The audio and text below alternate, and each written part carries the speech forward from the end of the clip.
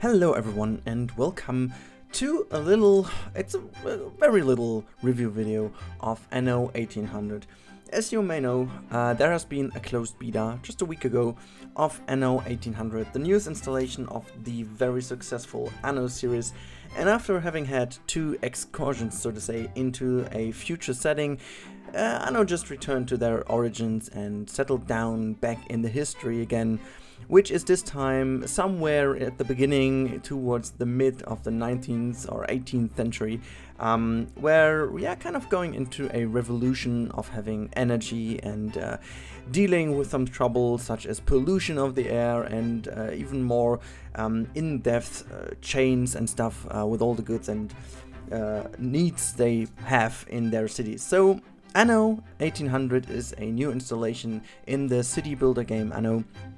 And the gaming mechanics are basically the same as they've ever been. So just to my person, to make somehow a little bit of a reasoning why I am hopefully a good person to judge if this is a good Anno or not. I've been playing all Anno games to this day actually. I've even played Anno 6002 lately just to get a glimpse again of the very first game of Anno.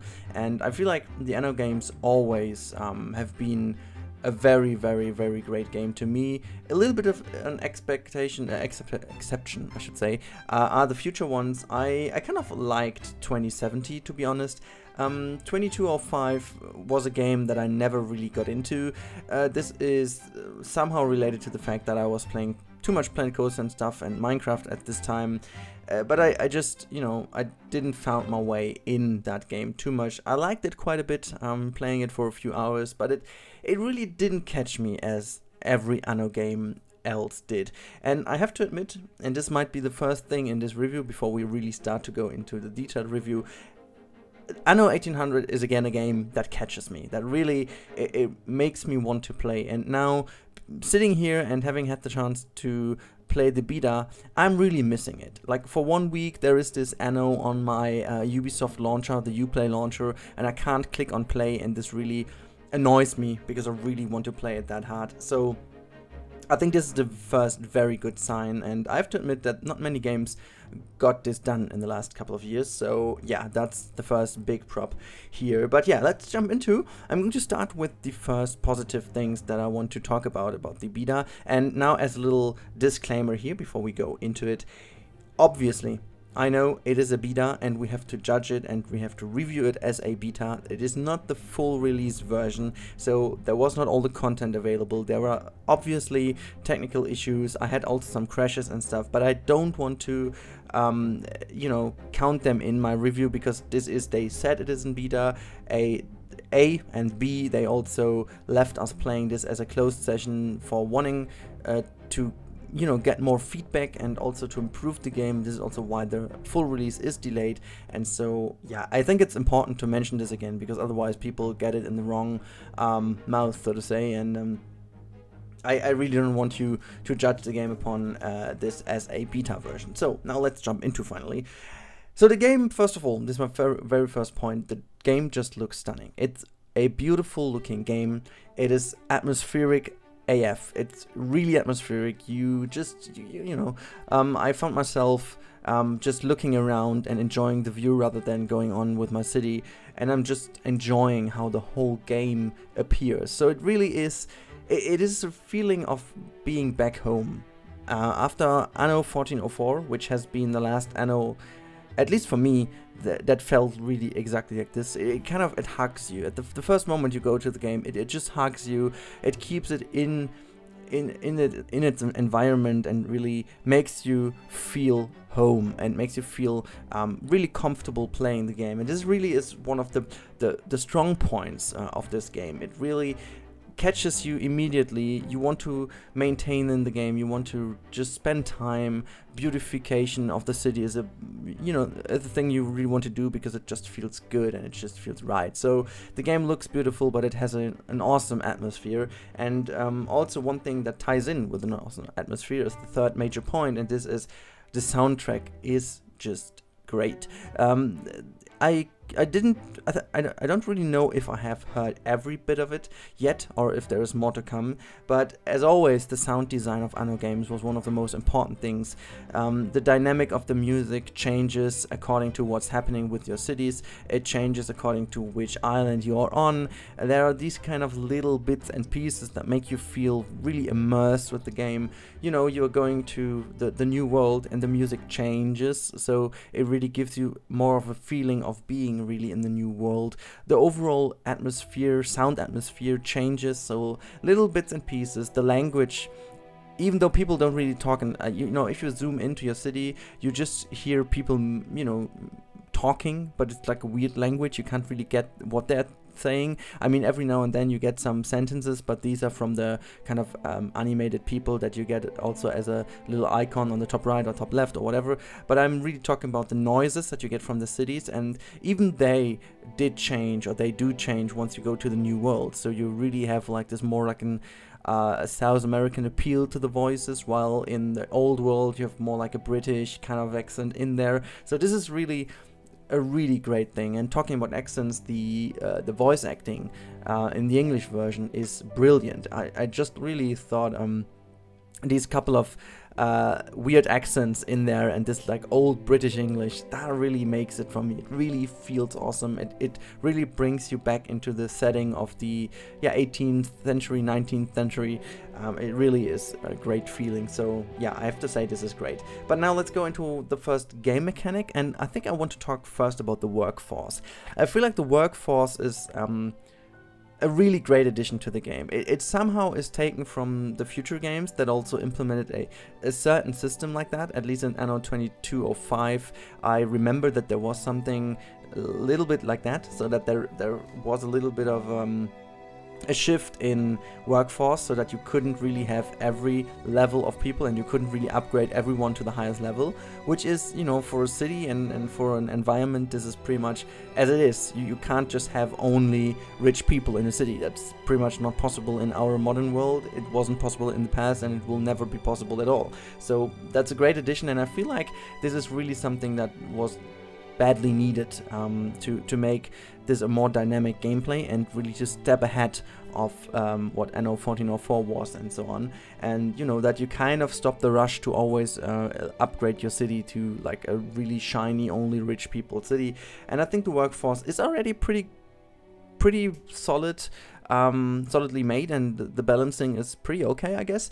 I really enjoy that, having this factor, and it is always a little bit of a struggle to balance your city. You really have to think about where you do upgrade your people according to which kind of public services and public buildings you have and where you can put them. So this really gives a little bit of a more strategic thinking to how you plan your city, which I think is a great addition.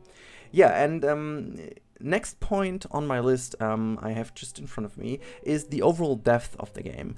I really feel like the game delivers a great depth and gameplay, and really I could play like for 20 hours in the beta and I wasn't get bored at all.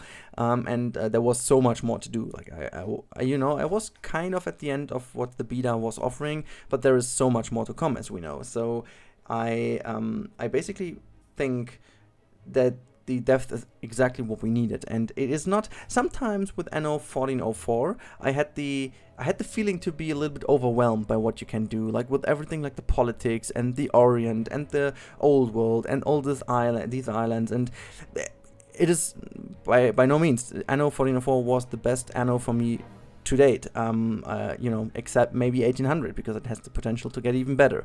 But with Anno 1404, especially with the addition of Venice, I think it was potentially a bit too much, or maybe not too much, but what was in wasn't structured well enough to really feel like logically combined. And I think this is what Anno 1800 delivers. It really gives you all the things that you have in the game, but it somehow organizes them in a great way. And I also want to say that the UI is really nicely done. And I know that people starting with Anno, somehow they're a little bit kind of overwhelmed by the UI in general, because it just, you know, it just hurts you a little bit because there's so much going on.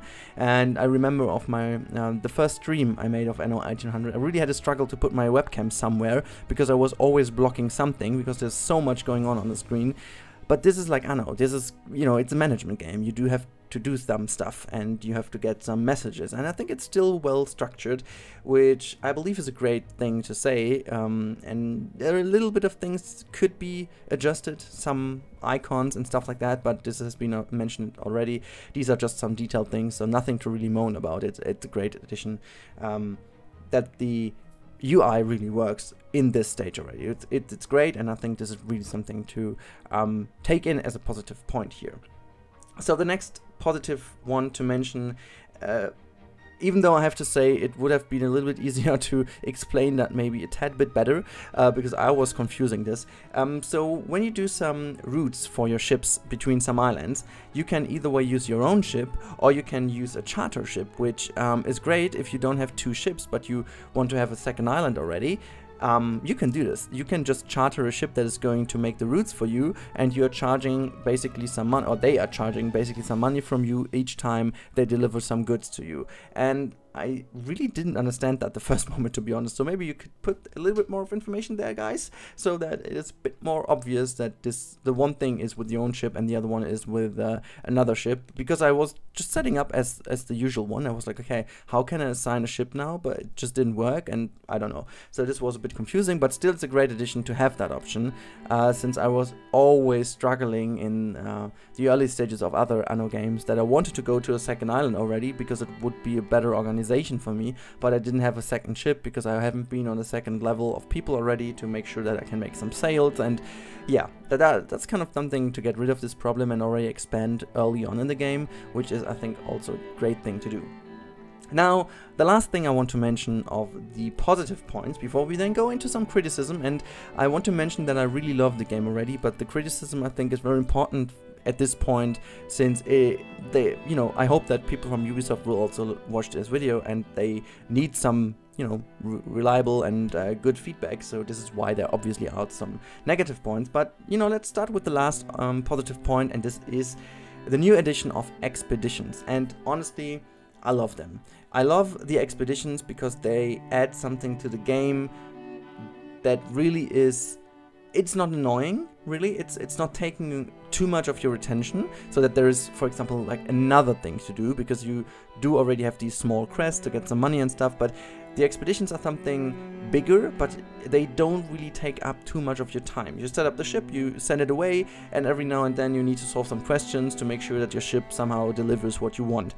Fine, it's awesome, it's exactly what we needed, and it's awesome that you get some animals, some stuff for your museum and stuff. It's really that piece, that little bit of extra detail, which really sold it to me. It really felt like this is something really great, and I love it. But now this is the perfect segue to go into the negative parts, because I also have one negative point about the expeditions.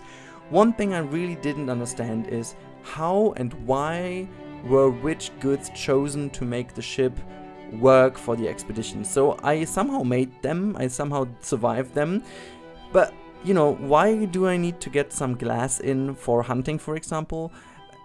Couldn't it be, or wouldn't it be better to just have some, let's say, some special goods you need to produce in your on your island before you go to an expedition? So for example, I would understand you need some hunting weapons, for example. So you have to craft, let's say, 10 hunting weapons. You can't really use them on your island, they are solely made for the expedition, but that would make sense. But it doesn't really make sense that I just throw in 20 tons of glass onto my ship and then it said, okay, now you're good to go for hunting. I don't know, do I throw some big pieces of glass onto some whales and then they die, or what's going to happen here? So this little bit of information would be great, or at least, at least let me choose from certain items to make sure that this works. And also, for me, it wasn't really obvious what these different persons or captains deliver. Obviously, yes, they had some skills, and you could somehow guess that they are good for hunting or negotiations or whatnot, but to me, there was a lack of information, honestly. I really wanted to know what is for what. So really, what do I need for doing what? And yeah, it's a little bit confusing. I hope this could be fixed, and that would be awesome, because I really had trouble to understand why I need to put these goods in to my ship to make sure that I can, I don't know, do better negotiations. So yeah, well, it was a bit confusing. Anyways, the next yeah, well, negative, I don't want to call it negative, but it's definitely something to look into, is the overall balancing.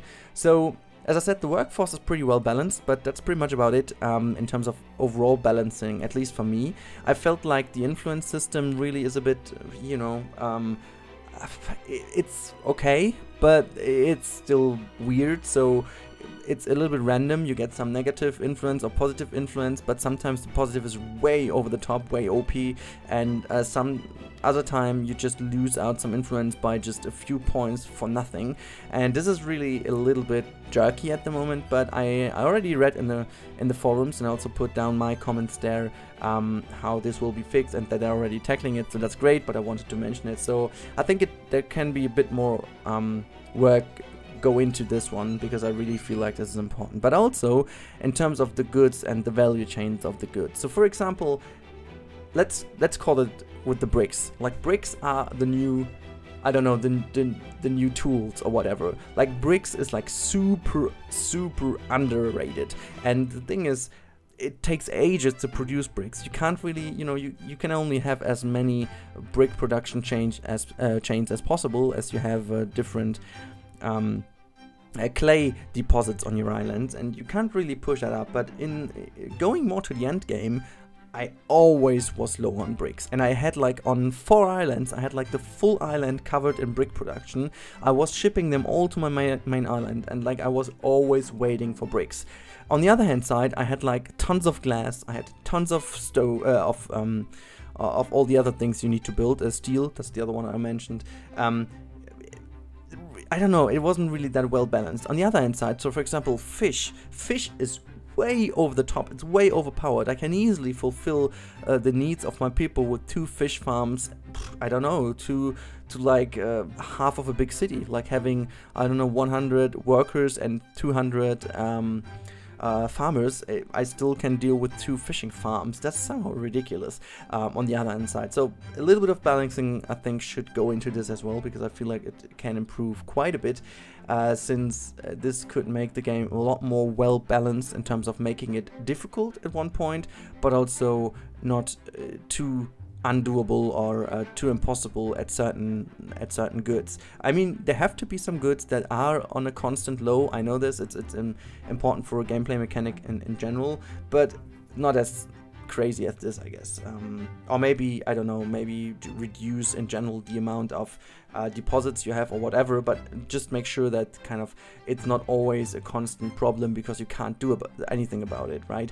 And on the other hand side, about fish, you could easily do a lot about fish, but it's OP anyways, so why bother about it? And some other things are also a bit OP, so also grain production for me was a bit OP, to be honest. I always constantly had way too much grain, even though I was putting down a lot of windmills, and even though it matched up with the time schedules you have, like that 2 grain productions should match up with 1 windmill, but it somehow was always that I had too much grain, and even though there are other productions that used grain, it kind of was weird. But anyways, so the last point I want to talk about, which is also something I want to mention, is the overall performance of the game. So apparently this game is in beta, and I know I said this at the beginning as a disclaimer, and it still holds true. It is a beta, okay, I know, but even though I do have a very solid rig, I would say, except my graphics card, but I still run a GTX 970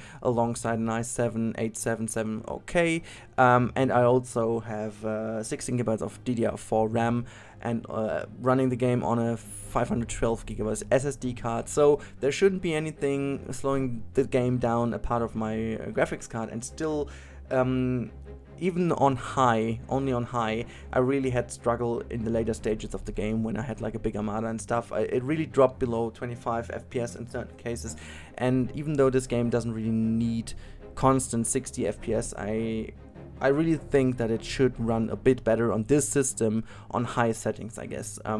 You know, I'm not talking about 4K or whatever. I was playing on normal full HD, nothing major changed here.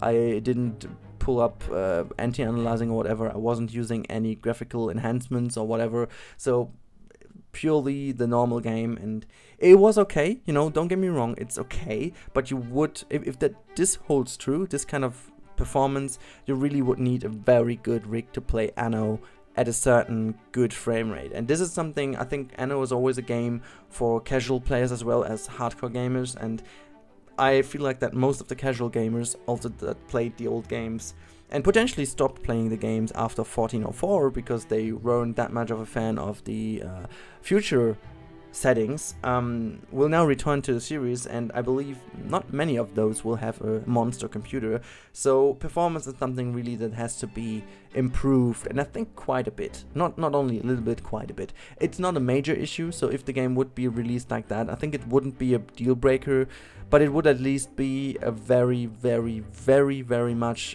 discussed point in all reviews. I'm pretty sure about that. So hopefully Ubisoft can do something about this and maybe improve that. I don't know how, or maybe the final, the final go on the performance improvement hasn't been done yet. I don't know too much about it. Maybe there is some hope still left. But yeah, I just wanted to mention this. Anyways, that should be about it. I don't really have that many more negative ones. Oh, well, I have one more, which is not really negative, but maybe this is like kind of an improvement. So I like the new way how the field system works, so that you don't always have the normal kind of 2x3 or 4x4 fields that you put next to your productions. You can now completely free draw out, so to say, your fields. But one thing which really annoys me is that you can only do this really directly connected to your farm. You can't really drag, for example, a road between it. So I do understand that you do need to connect this to your farm, gotcha, but why can I just not have a path in between? So that's something really annoying at this point. It doesn't really change much, I guess. Maybe it's how the system works, so that then otherwise the animations of people wouldn't work because they have to go across the street. But for example, with museums and stuff, it also works because you can kind of deal it that way, that you do have a path in between and people just simply use the path in between, which I think could be the easiest solution. I really feel like that this is, this is kind of a forced gameplay limitation that really doesn't really add too much to it, because it doesn't really matter if I have a path in between or not, because I still have to maintain the open space for a path. But it doesn't really matter if I go in between the field or if I go around it. It just would be a little bit better in terms of how you can place down your fields and how you can make them look a little bit more realistic somewhat. Yeah, kind of this would be a last little thing. If this wouldn't be fixed or won't be fixed, this is absolutely no problem at all, but this is something that bugged me quite a bit while building, and yeah, I just hope that maybe there can be a little fix. If not, well, it's what it is. But anyhow, that should be it about my review. I stayed within 25 minutes, which I think is still a decent amount of time, or it's like a decent length for you to listen. I will put down a little bit of footage in behind so that you can see a few things. I'm very sorry that I can't really do the footage according to what I said. This is simply because I didn't really have the time to do the review last week, and I also didn't want to do that because I wanted to just sit down, play the game, and then leave some space in between to really see if I do miss the game, what I really think about it. I noted down some of the points while playing already, but this is also why I couldn't really record some footages that really fit to it. So usually if you would do a review, you really film exactly what you meant, but since I can't really do this, I only have the Let's Play material and a little bit of cinematic shots I just saved up for a potential review. So I'm really sorry that maybe not everything fit in, or maybe nothing fit in. I don't really know what I can put in, so please forgive me about that. The real review later on will hopefully feature exactly the footage that suits to my words. But anyways, that should be about it. Leave me some feedback down below how you like the game, what you don't like about the game, because I think like if Ubisoft is watching this video, the comment section could become a really great spot to also gather some feedback. So make sure to put down your thoughts about the game and let me know them in the comments down below. And I hope you enjoyed this last video of Anno 1800 before we go in the final release in April. So see you soon and have a great evening. Bye bye.